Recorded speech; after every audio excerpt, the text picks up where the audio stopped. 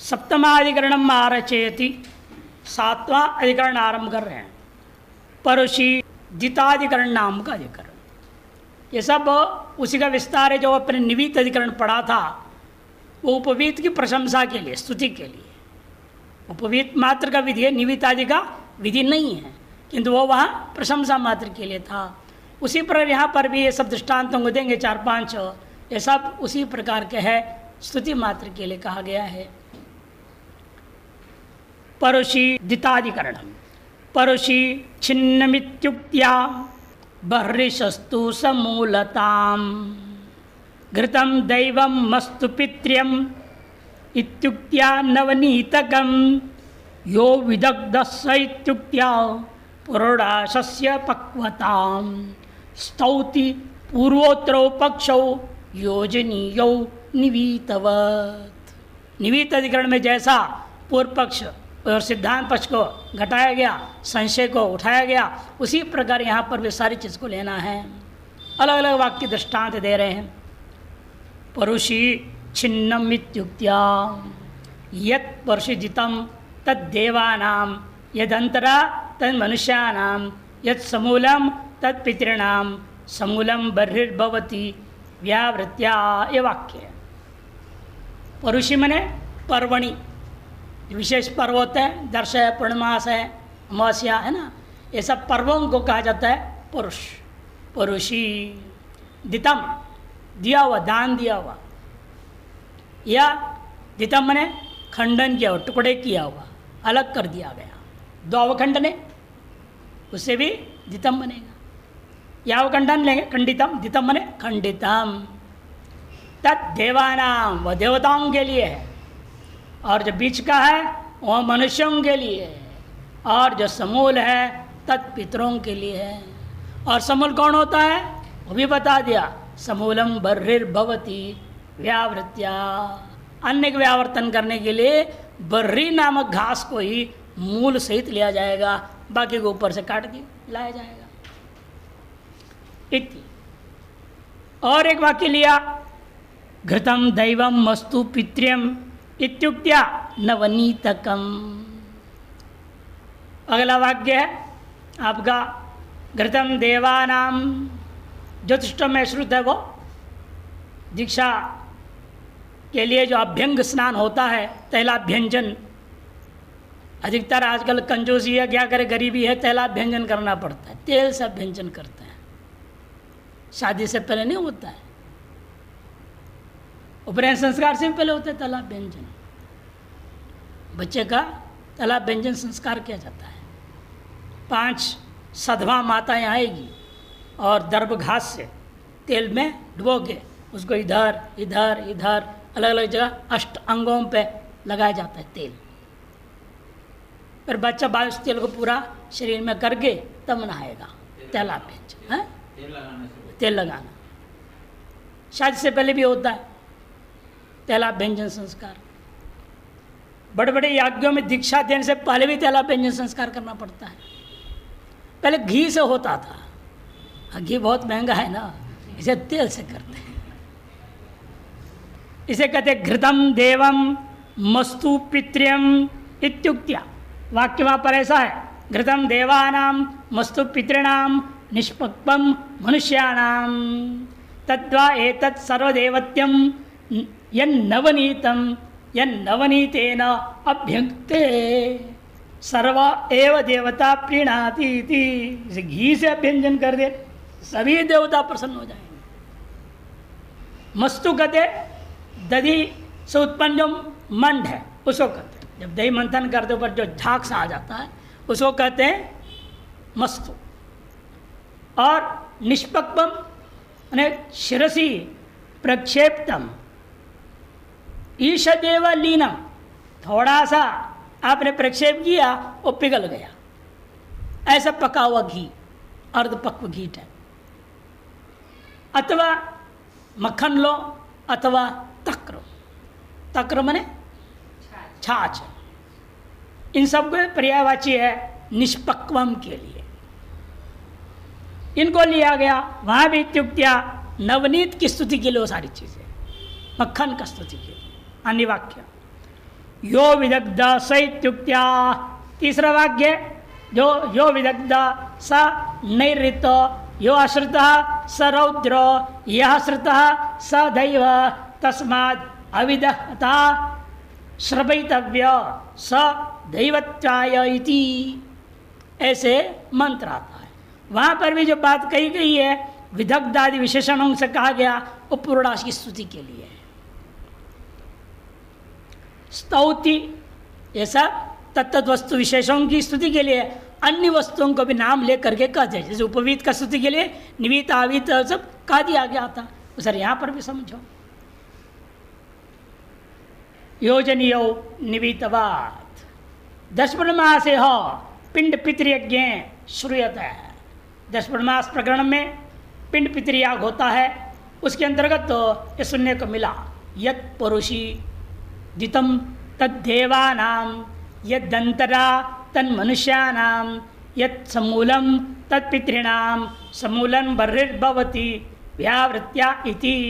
ये मंत्र है। जो परुषीदितम मैंने पर्व के दिनों में छेदन किया हुआ है वो देवताओं के लिए अर्पण करना। यदंतरा अन्य तिथियों में जो बीच का तिथियां हैं, नवमी दशमी एकादशी त्रयोदशी कोई भी तिथियां हों, इन तिथियों में जो किया गया वो मनुष्यों को अर्पण करना है। यत समूलम जो समूल आपने छेदन किया तत् पितृणाम वो पितरों को अर्पित होगा। और समूल किसका किया जाता है? अन्य 10 प्रकार के घास होते हैं जो यज्ञ में प्रयोग होता है। वलपादि पहले आया विचार, 10 प्रकार के घास कहा गया था, उनको काट के लाया जाता है। बर्रिल लवणम दामी मंत्र है, उसे काट के लाया जाता है। अब उसमें बर्री को काटना नहीं है, वो तो उखाड़ के लाना है, समूल उखाड़ के लाना बर्री नामक घास को। 10 में से बर्री नामक घास को समूल उखाड़ना, बाकियों को नहीं। और उन बाकियों में से वर्णन किया किसको किसको देने हैं चीज़ें। इसे एक की स्तुति के लिए अन्य का नाम लिया जाता है। परुषि बने पर्वणि, दितम बने खंडिता, तथा इसी प्रकार से ज्योतिषोम याग के अंतर्गत विश्रूयते दीक्षार्थ अभ्यंगे। दीक्षा विधान करके पूर्वकालीन होने वाला अभ्यंग स्नान के लिए कहा गया। घृतन देवानां मुस्त्र पितॄणां निष्पक्वम मनुष्याणां तद्वा एतत् सर्वदेवत्यं यन्नवनीतं यन्नवनीतेन अभ्यंगते सर्वा एव देवता प्रीणाति इति। मंत्र आया घी जो है से अभ्यंजन कर लोगे देवताओं के लिए अर्पण करो, मस्तु से अभ्यंजन पितरों के लिए, निष्पक्व से अभ्यंजन मनुष्यों के लिए होता है। अतः निश्चित रूपेण वह यह जो सर्वदेवतक है, जो कौन? यह नवनीत, वही सर्वश्रेष्ठ है। यह नवनीतेन अभ्यंगते, जो यह नवनीत से अभ्यंजन किया जाए सर्वा एव देवता प्रीणाति, वैसे सभी देवता प्रसन्न हो जाते हैं। इस तरह नवनीत का विधि में अन्य जो कहा मस्तु वगैरह केवल स्तुत्यर्थ ही है, नवनीत का स्तुति के लिए उनका वर्णन किया गया। उसे मस्तु क्या चीज़ है? दधि भवम मंडम, दधि दही में होने वाला मंड भाग है उसको कहते हैं मस्तु। और निष्पक्व किसको कहेंगे? शिरसि प्रक्षेप्तुम ईषद विलीनम नवनीतम तक्रम वा। सिर में लगाने के लिए मक्खन को थोड़ा पिघला दिया, पूरा पका के घी नहीं बनाया। मक्खन को पका तो घी हो जाएगा, पूरा पकाना नहीं है और पूरे मक्खन केवल नहीं लगाना है, ये थोड़ा गलाया उसको हल्का सा, ताकि आप सर पे और इधर उधर अंगों में लगाने लायक हो जाए। ईषद जो है विलीनम, विलीन ने गला दिया गया, जो है उसको पिघला दिया गया। ऐसा जो नवनीत है उसको निष्पक्वम कहेंगे। अथवा तक्र को पकाया नहीं जाता है ना, तक्रम वा।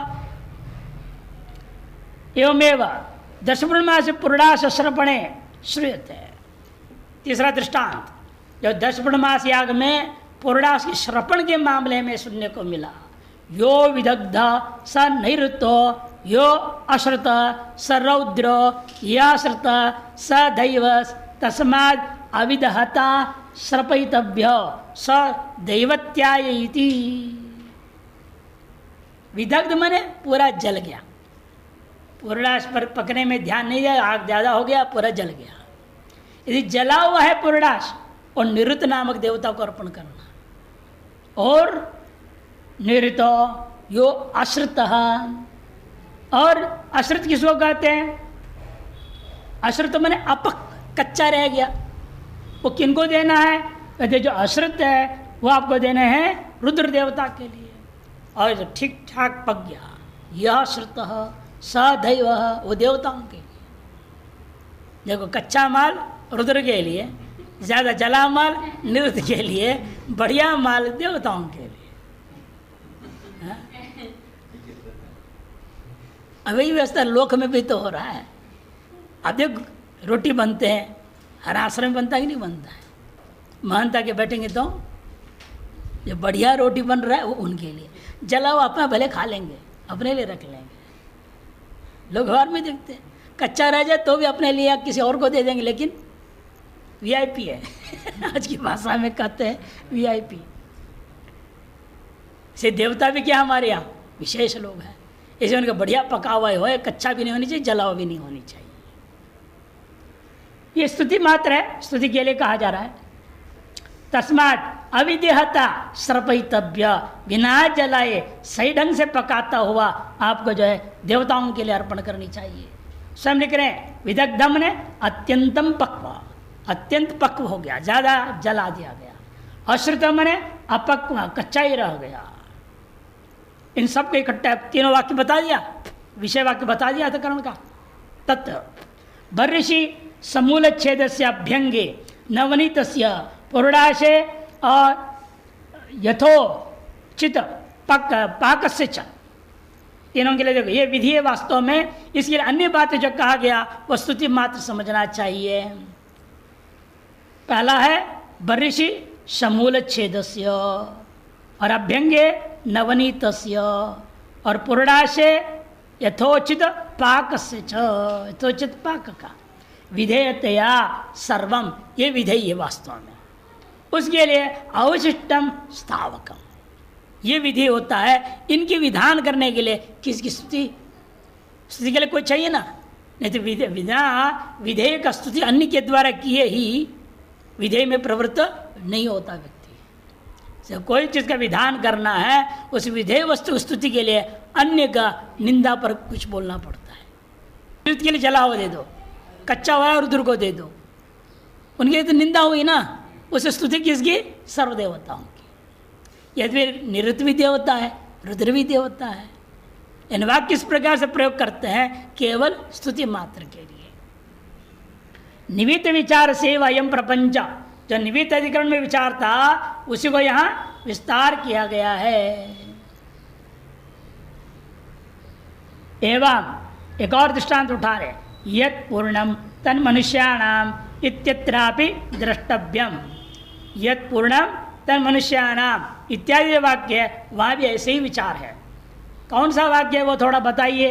तच्च चातुर्मासेषु महापितृयज्ञ पितृभ्य अग्निश्वातेभ्य मंथम इत्यत्र। चातुर्मास सृष्टि में महापितृयज्ञ जहाँ का प्रकरण आया उसमें पितरों के लिए कहा, अग्निश्वात आदि पितरों के लिए मंथ को दे दो इत्यत्र।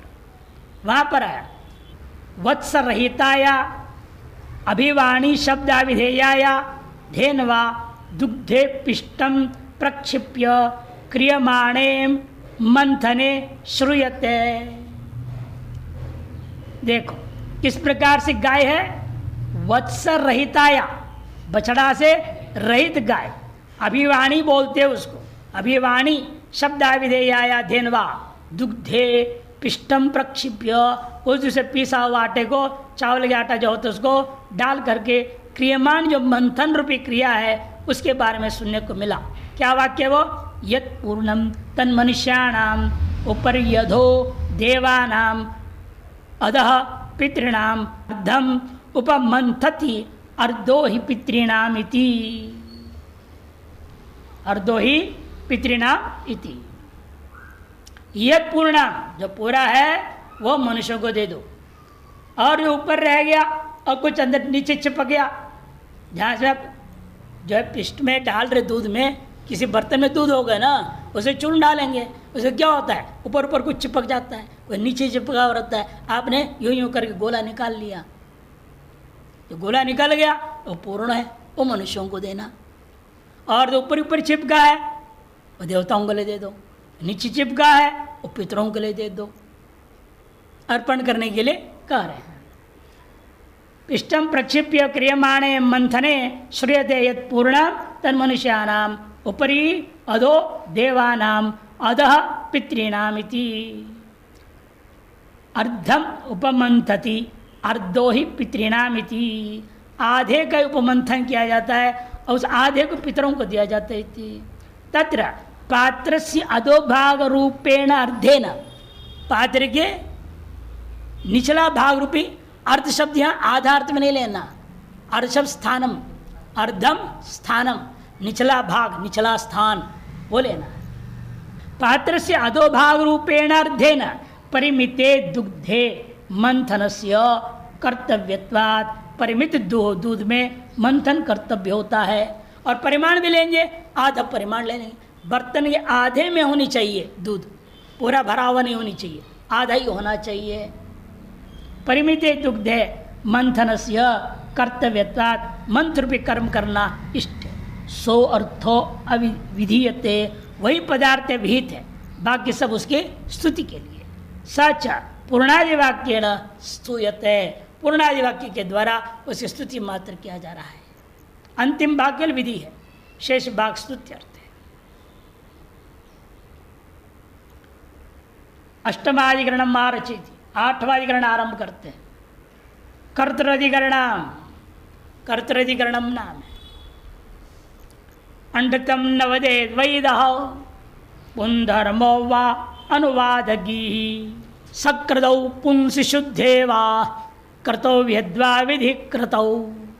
अंडृतोक्ते पुमर्तत्वात् तन्निषेधस्तथाविधः स्मार्थानुवाद पुंकृत्वो श्रुति प्रकृयोर्वशात् नाख्याते पुरुषानुक्ते कर्तावेव प्रयाजवत् सत्योक्ति नियमादन्यः संयोगोऽथ कृतौ विधिः। अंडतम न वदेत् विधान कर दिया, सत्यम है ना, वदा धर्मम चर, ये विधि हो गए वेद में। उसी का व्याख्या किया, अंडृतम न वदेत, वेद में ही है, ना अंडृतम वदेत, अंडृत न बोले। ये किसका धर्म है, किसके लिए है ये? याग का पूर्व सिद्ध करने या पुरुष के संस्कार के लिए? अनेक विकल्प उठा रहा है। देखो, पुम धर्मो, पुम धर्म है क्या, ये पुरुष का धर्म है, अथवा अनुवाद मात्र विधि है ही नहीं है। वैदः, पहले वो अंडतम न वेदी थी, वैदश्चेत पुन धर्मो वा अनुवाद गीवा, अथवा अनुवाद मात्र है।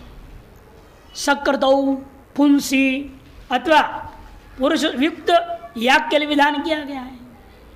शुद्धे वा कृतौ, अथवा केवल कृत मात्र के लिए विधान किया। विधि कृतौ अंडृतोक्ते पुमर्तत्वात्, अथवा कृतु में विधि, पांचवा पक्ष सिद्धांत पक्ष है, अथवा विधि कृतौ, अनुवाद नहीं है, कृतु में विधि मानो इसको। कृतु पर्यंत, यावत काल पर्यंत यज्ञ में दीक्षित है, तावत काल पर्यंत सत्यम वद। वो जो समर्थन संस्कार में 33% में आता है सत्यम वदम धर्म चरो, वो चीज आजीवन के लिए है, वो यह विषय वाक्य नहीं है हमारा। नानृतम वदेत, सत्यम वदेत, नानृतम वदेत है, ये कहाँ के लिए? यज्ञ मंडप के अंतर्गत है, वहां गड़बड़ नहीं करना। अतएव ये कृतु का ही अंग होना चाहिए, पुरुष का नहीं। कृतु द्वारा पुरुष में भी आएगा, बात अलग चीज है, साक्षात कृतु के लिए विहित है ये सिद्धांत कहेगा। अंडृतोक्ते पुमर्तत्वा, पहला पक्ष है, पूर्व पक्ष कहता है अंडृतम न वदेत, ये जो बात है वो पुमर्थ है। पुरुष ही बोलता है ना, ये आँख थोड़ा बोले, या क्या मुंह है क्या बोलने के लिए, झूठ या सच? इसे पुरुष का धर्म मानना चाहिए, सीधी सी बात है, इसमें क्या विचार करना है। पहला पूर्व पक्ष कहता है ये तो पुमर्थ ही होना चाहिए, तन निषेधस्तथा विध, कि इसका जो निषेध है पुरुष ही सत्य बोलता है, पुरुष ही झूठ बोलता है, अतः पुरुष का ही धर्म मानना चाहिए इसको। कहते नहीं, स्मार्तानुवाद, यह अनुवाद मात्र ही है। स्मृतियों में जो विस्तार में कहा गया बातें हैं वह सूक्ष्म रूपेण श्रुति में अनुवाद की गई है। ऐसा पूर्व पक्ष उल्टा, दूसरा पूर्व पक्ष। तीसरा कहते हैं नहीं, यह पुरुष का भी धर्म है, कर्तु का, दोनों का मानो। यावत जिन पुरुष का पालन करना ही है, साथ साथ याग विशेष में, याग काल में विशेष तौर पर ध्यान रखना है। पुम कर्तुरुभयो हो, तीसरा पक्ष है। चौथा नहीं, श्रुति और प्रगण प्रमाण के आधार पर हो, यह शुद्ध कर्तु मात्र में होना चाहिए। तो सिद्धांति न खंडन कर दिया। आज्ञाते पुरुष अनुक्ते है, आख्यात में पुरुष अनुवदन होता है। क्योंकि या मुख्य पूर्व पक्ष समझ लेना व्याकरण है। व्याकरण मत में जो वदेत इत्यादि में लकारों में किस अर्थ में लकार आता है? कर्तरी अर्थ में। लह कर्मणि च भावे च अकर्म के कर्तरी वक्षायाम बोलते हैं ना, कर्तरी अर्थ में ही ले रहे हैं आप। कर्मणि आगे आएगा, भाव कर्मणो अधिकार अलग है। पूरा तिंगन तब जो पढ़ते हो 10 गण किस अर्थ में है? कर्तरी अर्थ में ही है पूरा 10 गण। उसका निचंत वगैरह करने के बाद में भाव कर्म प्रक्रिया आती है। कर्मणि लकार और भाव में लकार, और बाद में पढ़ाएंगे।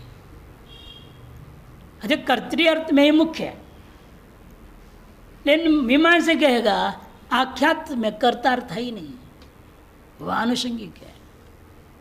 आख्यात वक्यर्पण क्या बता रहा है? क्रियावाचकम आख्यातम। श्लोक बताया था ना, सत्वाभिधायकम नाम क्रियावाचकम आख्यातम उपसर्गस्तु विशेषकृत निपात पाद पूर्ण। क्रियावाचकम आख्यातम, आख्या तो क्रियावाचक है और क्रिया करता के बिना नहीं हो सकता। अच्छा, आक्षेप लभ्य करता है अर्थापति प्रमाण से। ये न विना इदपन्नम तत्तेन आक्षिप्यते, क्रिया च कर्ता विना अनुपन्नम। अच्छा, क्रिया कर्ता आक्षिप्यते, कर्ता च आक्षेप लभ्य, और संग्रह में आया भी है। अतएव कर्ता तो आख्यात वाच्यार्थ है ही नहीं, से न आख्याते पुरुष अनुक्ते हैं। आख्यात में पुरुष की उक्ति ही नहीं हुई है। अतः कर्तव्येव प्रयाजवत, जैसे प्रयाज आदि कर्तु का अंग है, इसे अनृतवदन आदि का निषेध भी कर्तु का अंगी होना चाहिए। सत्योक्ति नियमाद अन्य संयोगो, सत्योक्ति नियम से अन्य जो संयोग है जो कथन किया, अतः कर्तव्य विधि, याग में अपुरुत्व ने ये विधान करना है, ये सिद्धांत। दर्शपूर्णमास प्रकरण श्रूयते नानृतम वदेदिति। प्रकरण क्या है? तैत्तिरीय वाला नहीं है ये वाक्य। दर्शपूर्णमास प्रकरण में का नानृतम वदेदिति, तत्र पुरुष धर्मत्वेन अयम प्रतिषेध विधि होता है। पहला पूर्व पक्ष, वहाँ पर जो प्रतिषेध किया जा रहा है वो पुरुष का धर्मत्वेन, पुरुष के लिए नियम लागू किया जा रहा है। हे पुरुष, तुम यज्ञ में अब दीक्षित हो गए हो, इस यज्ञ काल पर्यंत तुम झूठ मत बोलो, पुरुष का धर्मत्वेन विधान। कुतः प्रतियोगी न अनृतवदनस्य पुरुषार्थ धर्मत्या तन्निषेधस्यापि पुरुषार्थ धर्मत्वेनैव विधातव्यत्वात्। नानृतम वदेत का प्रतियोगी कौन है? अनृतम वदेत वाला। वदेत से क्या करता है? इसे अनृत वदन कौन करेगा? आदमी। जब प्रतियोगी कि हमेशा किसी का भी निषेध किया जाए उसका प्रतियोगी, यस्य भाव स प्रतियोगी। अब अनृत वदन के अभाव कह रहे हो तो अनृत वदन क्या हो गया? प्रतियोगी हो गया। और अनृत वदन कौन करेगा? पुरुष का ही काम है करना, झूठ बोलना। इसलिए पुरुष का ही धर्म मानना चाहिए निषेध भी। प्रतियोगी नो अनृत वदनस्य पुरुष धर्मतया, प्रतियोगी क्या है? अनृत वदन, वह है पुरुष का धर्म। अतएव उसका निषेध से आप पुरुष धर्मत्व नहीं वह विधातव्यत्वात्, पुरुष धर्मत्व नहीं विधान करना चाहिए। वदेत इति आज्ञातम दावत, देखो व्याकरण बोल रहा है। और वदेत में भी जो लट क्या आया है? विधिलिंग आया है। वदेत वदेताम वदेयु, वदेह वदेतम वदेता, वदेयम वदेव वदेम। ये जो वदेत है, ये जो आया है विधिलिंग में, वह तब एक कर्तरी अर्थ में आया है। इसलिए कर्ता का ही धर्म मानना चाहिए, पुरुष का धर्म मानना चाहिए। वदेति आज्ञातम तावत् कर्तृवाचकम तेन आज्ञातेन कर्तु प्रतीयमानत्वात्, उस आख्यात के द्वारा हमेशा कर्ता ही प्रतीत होता है। पुरुषस्य आख्यात प्रत्यवाच्यत्व सति, और पुरुष जो है आख्यात प्रत्यय का वाच्यार्थ जब स्वीकार कर लिया, प्रकृत्यर्थ से वदनस्य पुरुष धर्मत्व युक्तम, प्रकृत्यर्थ जो वदन है धात्वर्थ, वो तो क्या होगा, पुरुष का धर्म हो जाएगा क्रिया वो। क्योंकि कहा है व्याकरणों ने प्रकृति प्रत्यय प्रत्यार्थं सह ब्रूतः तयोस्तु प्रत्यय प्राधान्येन इति। प्रकृति प्रत्यय प्रत्यय दोनों मिलके प्रत्यार्थ को ही एक साथ मिलकर बताते हैं, उनमें से भी प्रत्यार्थ हमेशा प्रधान होता है। ये व्याकरण की कारिका का हिस्सा है। तयोस्तु प्रत्यय प्राधान्यनिति शाब्दिकैर, शाब्दिकर माने व्याकरणैर उद्घोषणात्, उनकी उद्घोषणा है। अतएव वदनस्य पुरुष धर्मत्वे तन्निषेधस्य पुरुष धर्मत्वं युक्तम, वदन जब पुरुष का धर्म है उसका निषेध भी पुरुष धर्म कहना उचित है। अन्यथा भिन्न विषयत्वे बाधकत्व न स्यात्, यदि भिन्न विषय को फिर तो बाध्य बाधक भाव, निषेध निषेध्य का भाव नहीं बनेगा। तस्मात् पुरुष वाचक आख्यात श्रुत्या प्रकरणम बाधित्वा, पुरुषवाचक आख्यात श्रुति के द्वारा प्रकरण को बात करके हम पुरुषार्थ एवं प्रतिषेधो विधीयते, पुरुषार्थ के लिए यह प्रतिषेध विधान हुआ यह मालूम होता है।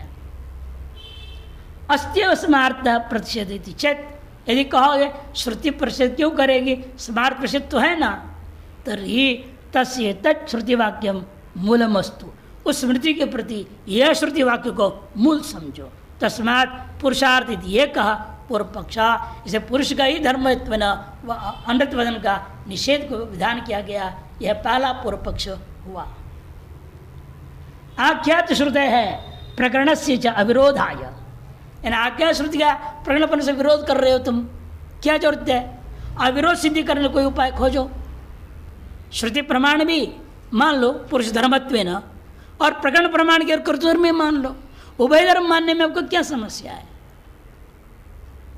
पुरुष का भी धर्म कर्तृ का भी धर्म, दोनों के धर्म मान लीजिए, क्योंकि आपके मीमांसा के नियम भी है ना, केवल पुरुषार्थ, केवल कर्तव्यार्थ और उभयार्थ भी होता है, पुरुषार्थ भी और कर्तव्यार्थ भी दोनों होता है, तीन प्रकार के माने गए। इसलिए यहाँ क्यों ना माना जाए, आख्या श्रुति है, आख्या जो श्रुति प्रमाण है वह प्रगण प्रमाण का अविरोध सिद्धि के लिए कर्तयुक्त पुरुष धर्मस्तु, कर्तों में दीक्षित नियमित कर दिया गया पुरुष का धर्म मानो। नहीं, एतद् वाक्यम स्मृति बोला, और यह वाक्य स्मृति का मूल मानने की भी जरूरत नहीं पड़ेगी। क्यों, भिन्न विषयत्वात्, भिन्न विषय है। स्मृति क्या है, आजीवन सामान्य कथन कर रहा है, और ये श्रुति जो है प्रकरण में कह रहा है, याग विशेष में कथन कर रहा है। याग विशेष और आजीवन बहुत फर्क है। स्मृतिश्च उपनयनम आरभ्य आमरणम पुरुष से अनृतम प्रतिषेधती। स्मृति क्या कर रही है, उपनयन काल से आरंभ करके मरण पर्यंत अनृत को निषेध करता है, और श्रुति केवल 10 वर्ण से याग काल मात्र में निषेध कर रहा है, भिन्न विषय हो गया। तन मध्य परितत्वात्, उसी प्रकरण में उपनयन संस्कार के बाद तस्य व्रतम के अधिकार के अंतर्गत तो सारी चीज आया हुआ है। कर्तव्यपि स्मार्त निषेध प्राप्त एवं, इसे कर्तुकाल में भी स्मार्त निषेध प्राप्त है ही, तथा उभयार्थ अपि अयम प्रतिषेध न विद्यते, इसे उभयार्थ प्रतिषेध का विधान करने की भी जरूरत नहीं, किंतु अनुद्यते इति द्वितीय पूर्व पक्षा, किंतु एक अंश में अनुवाद है, अपरांश में विधि है। अनुवाद किस अंश में माना जाएगा, कृत्वंश में, क्योंकि सर्वत्र सारे जीवन के लिए प्राप्त था ना, कर्तकाल भी जीवनांतर्गत ही है, उसे प्राप्त था ही। इसे मुख्य रूप में पुरुष धर्म में और कर्तवंश में अनुवाद मान लो। यहां पर कुछ अधिक शब्द है, काट देना। प्रतिषेधो न के बाद विधीयते से पहले कुछ है ना, उसको काट ही देना, जरूरत ही नहीं उसकी, गलत छपी है। किंतु अनुदिति द्वितीय पूर्व पक्ष, और तीसरा पूर्व पक्ष क्या कह रहा है? आख्याते न भावना विदित। अब मुख्य मीमांसा, ये भी एक देशी, ये भी पूर्व पक्ष है। होता है आख्यात के द्वारा कर्तार्थ बोध ही नहीं होता है, आख्यात अर्थ में आया ही नहीं है लकार। तो किस अर्थ में आया? भावना विधीयते। आख्यात अर्थ क्रियावाचक होता है, भावना मात्र का बोध कराता है। भावना क्या है? हाँ, भवितुर भवनानुकूलो भावितुर व्यापार विशेषो भावना। भवितु भवनानुकूलो भावितुर व्यापार विशेषो भावना है, और क्रिया विशेष है। कर्ता तो तद अविनाभूत तो अर्थात प्रतीयत है, और कर्ता जो है उसके बिना क्रिया हो नहीं सकती, अतएव अविनाभूतत्वेन अर्थात प्रतीत हो जाता है। अतः श्रुत्य भावात, जो श्रुति प्रमाणित है नहीं, केवलेन प्रकरणेन प्रयाजातिवद आराधोपकार कर्तव्य निविशत है। केवल जो प्रकरण प्रमाण के आधार पर प्रयाजादि आज्ञाओं के समान आराधोपकार रूपेण कर्तु के अंग माननी चाहिए। न च तत्रापि विधीयते, इनमें विधि मत मानो। यही इसलिए पूर्व पक्ष सिद्धांत इसको विधि मानेगा और पूर्व पक्ष अनुवाद मानेगा। किंतु सार्वत्रिकस्य निषेधस्य कर्तु भी प्राप्तत्वाद अनुद्यते। सार्वत्रिक जो निषेध था वह कर्तु में प्राप्त था, इसलिए कृतंश में वह अनुवाद मात्र मान लो, विधि मानने की जरूरत नहीं है। तब सिद्धांत कहते सत्यम एवं सत्यमेव वदेत् नानृतमिति, सत्य ही बोलो कभी अनृत नहीं। इति योयम स्मार्त नियम रूप पुरुषार्थ, जो स्मार्त विधियों में बताया गया नियमात्मक जो पुरुषार्थ है, संयोग तस्माद अयम अन्य, उस विशिष्ट विधि की अपेक्षा से यह जो श्रौत प्रकरण में जो कहा गया वह भिन्न नहीं है, किंतु कृत्यर्थ संयोग है। वो पुरुषार्थ संयोग है, ये कृत्यर्थ संयोग है। पुरुष के लिए सर्वसामान्य विधि है और ये विशेष विधि है। सामान्य और विशेष के यहाँ सामंजस्य नहीं है। क्यों? सामान्य स्मृति में, विशेष है श्रुति में। उन दोनों का अन्वय परस्पर नहीं किया जा सकता। अतो अप्राप्त विधीयते, इसे कृत्यर्थ के लिए जो यह विधान किया यह अप्राप्त विधि है, प्राप्त का पुनर्नुवाद नहीं है। यह तद व्यतिक्रमे कर्तुरेव वैगुण्यम, क्योंकि इसके यदि लेश मात्र भी व्यतिक्रम कर देगा याग ही भंग हो जाएगा।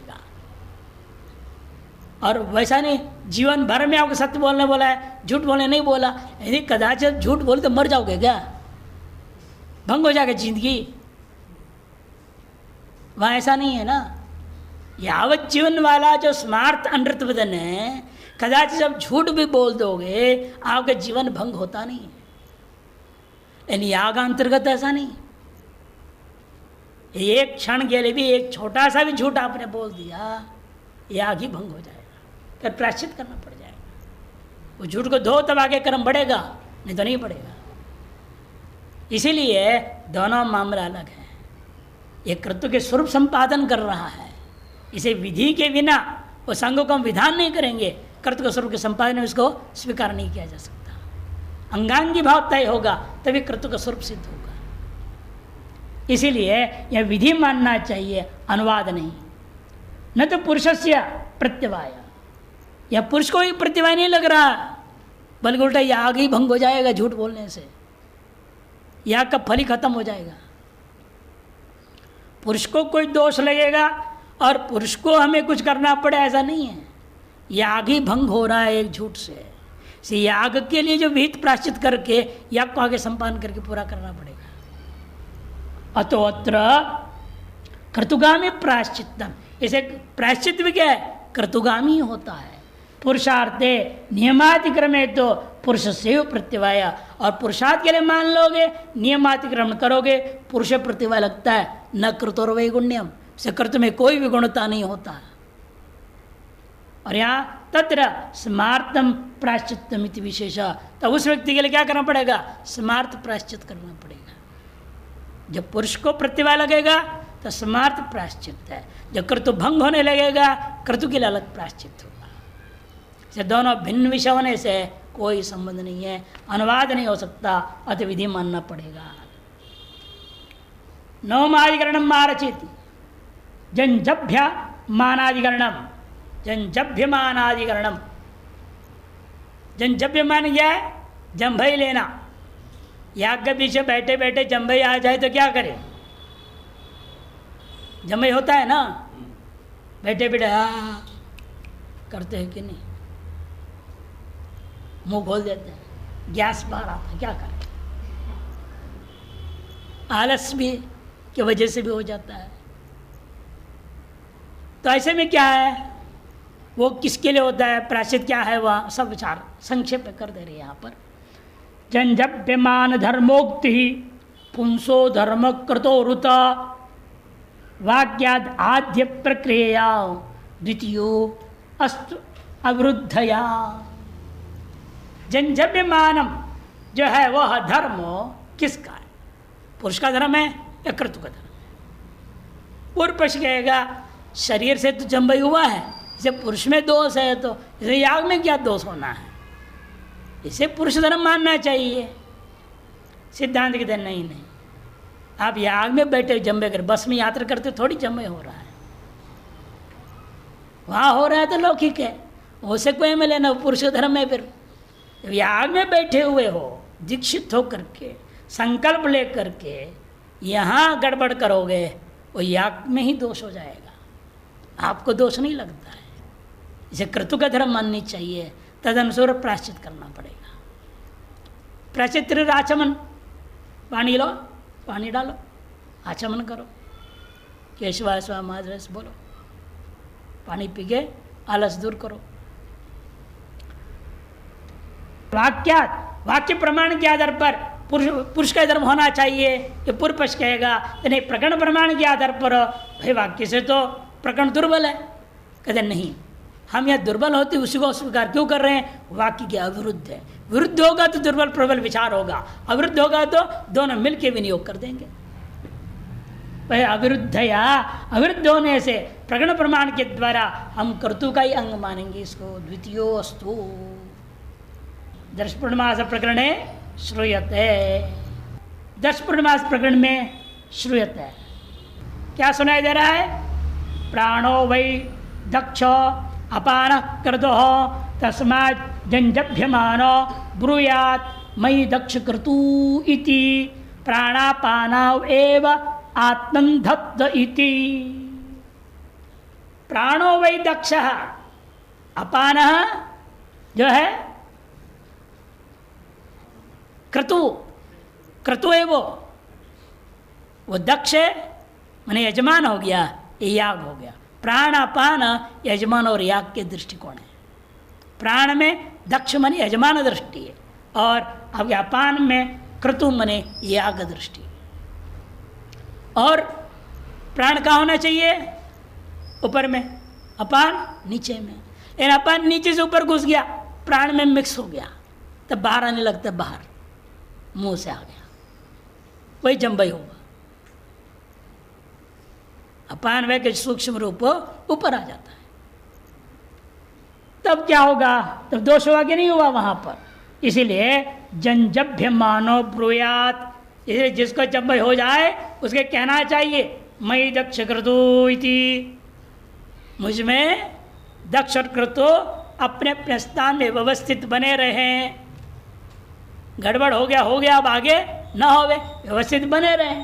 क्योंकि प्राणापानो एव आत्मन्धत्ते, प्राण और अपान के माध्यम से ये शरीर रूपी आत्मा का धारण हो रहा है, वह सम्यक धारण हो गए। इति गात्र विनामेन विदारित मुख पुरुष जंजभ्यमान। जंजभ्यमान उस पुरुष को कहते हैं जो गात्र विनाम के द्वारा विदारित मुख वाला होता है। कर देते हैं ना कई लोग, तो पूरी शरीर हिल जाता है, मुंह भी खुल जाता है, गैस निकल जाता है।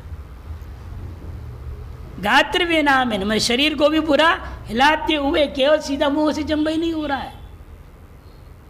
गात्र विनामेन विदारित मुख, खोल दिया मुख और गैस को जाने दिया, हवा को जाने दिया। ऐसे जो करने वाला पुरुष को जंजभ्यमान कहा जाता है। तस्य वाग्यात मंत्रोक्ति प्रत्युत्तर, उसके लिए प्रायश्चित रूपेण मंत्र बोलने के लिए कहा। क्या मंत्र बोलेगा? मयि दक्ष क्रतु इति प्राणापान वेवात्मं धत्त, इतना मंत्र बोलेगा, यही प्रायश्चित हो जाएगा। वाक्यंच प्रकरणात् बलिह, और वाक्य प्रमाण प्रकरण प्रमाण से बलवान है भी, तस्मात् केवलम पुम धर्म इति चेत मैवम, इसे किसी पुरुष धर्म में मानना चाहिए तो सिद्धांत है नहीं। कर्तावपि जंझव्यमान पुरुष संभवे न, ये तो है नहीं बाहर घूमते फिरते वक्त ऐसा होता है, घर में बैठे वक्त हो रहा है, लेटे वक्त होता है, टीवी देखते वक्त हो रहा है, ऐसे थोड़ी है। यहाँ में बैठे हुए नहीं हो सकता है क्या? यहाँ में बैठे हुए तो हो सकता है, तब क्या प्रायश्चित होगा? अन्य समय के लिए कोई प्रायश्चित हो या ना हो, यहाँ तो प्रायश्चित करना ही पड़ेगा। और आजकल प्रायश्चित क्या होता है, आदमी चुटकी बजा देता है, चुटकी बजा दे हो गया प्रायश्चित। अरे आचमन कौन करेगा? अंग्रेजों की नकल कर लिया इन्होंने, आचमन विधि छोड़ ही दिया। तो हम लोग ये आचमन है विधि, थोड़ा से वाला सन लग जाए आचमन, नींद आने लग जाए आचमन। कृतोपि जंझव्यमान पुरुष संभवेन वाक्य प्रकरण और विरोधाभावे, वाक्य प्रमाण परम्पराओं की जब विरोध नहीं है सती उभाभ्याम दोनों को मिला करके कृतयुक्त पुरुष संस्कार, कृतयुक्त पुरुष का संस्कार करने के लिए, इसलिए पुरुष के संस्कार द्वारा कर्तव्य में जो विगुणता थी वो दूर हो जाता है, इसे इसको कृतवर्त मानना चाहिए। कृतयुक्त पुरुष का संस्कार करने के लिए ऐसा निश्चय होता है।